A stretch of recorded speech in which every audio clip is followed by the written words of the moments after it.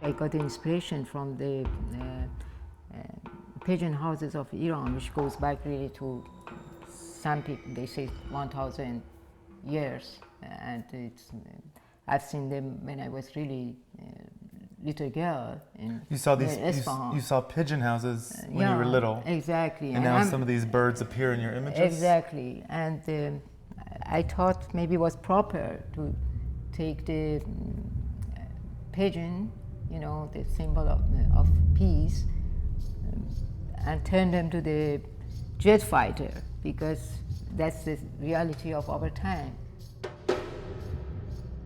There's lots of movement. We've seen some smoke. We see the paint dripping down. We see oil rigs. We see fighter planes attacking. You reference fly zone. So much is happening in the air, and we talk about no-fly zones. Mm-hmm. Is war now happening above us? Always, yes, because of technology and all these different aeroplanes and jet fighter, and I mean, instead of making a jet or this kind of thing, they should really concentrate more on education of people. People have said some of your work is angry, or that evokes a lot of anger. I don't think you can be not angry in this world we are living, because it's full of hypocrisy, you know.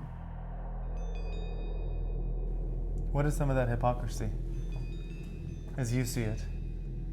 I mean, I see it in many politicians, really, you know.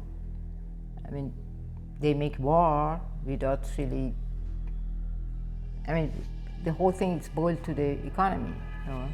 That's my opinion, maybe. You actually identify certain politicians for criticism. George Bush, Dick Cheney, Condoleezza Rice. Yes, I think that administration, you know, it lied to people. I mean, everybody knows about that, you know. There wasn't anything, there is nothing ambiguous, I think, about it, you know. I mean, does that turn you a bit into an anti-war activist? I'm not really anti-war activist, but my work, you know, maybe it is anti-war activist. Because, you know, I think we as an artist, we have to really respond to our time, you know. If the artist is responding to the issues of the time, does the artist influence the time? I think so, of course. If you feel responsible, you give that responsibility to others too. It's been said that a lot of your work conveys the voice of the, what's been called the defenseless, the civilian. Yeah, of course.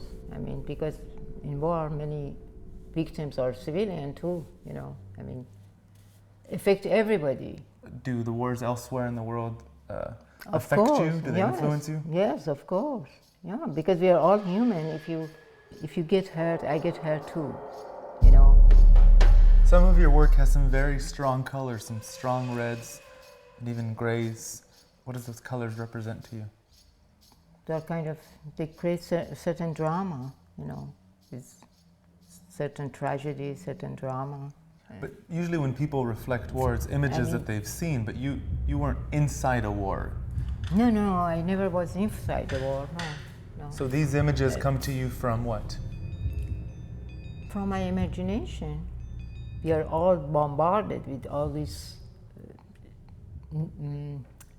different pictures, photos, you know, all this we see around ourselves, you know. The war in your art has toy soldiers. Is that a reflection or a criticism of real life soldiers?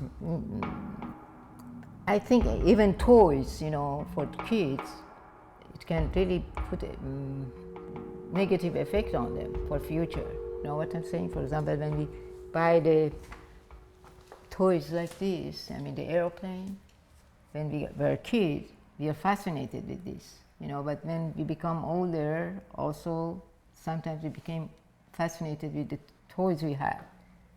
And sometimes it's a really negative impact on us, you know. What about the men and women fighting the war? Are they toy soldiers? I think deep down inside, I think human being really doesn't like the I think, the violence or war, you know. But sometimes it's just because of the needs, you know, family needs and all these, you know, all those other things. Not because I can't really imagine killing another human being, you know. I think this out of it's maybe it's patriotic act for some, but I don't understand that kind of patriotism. I really don't.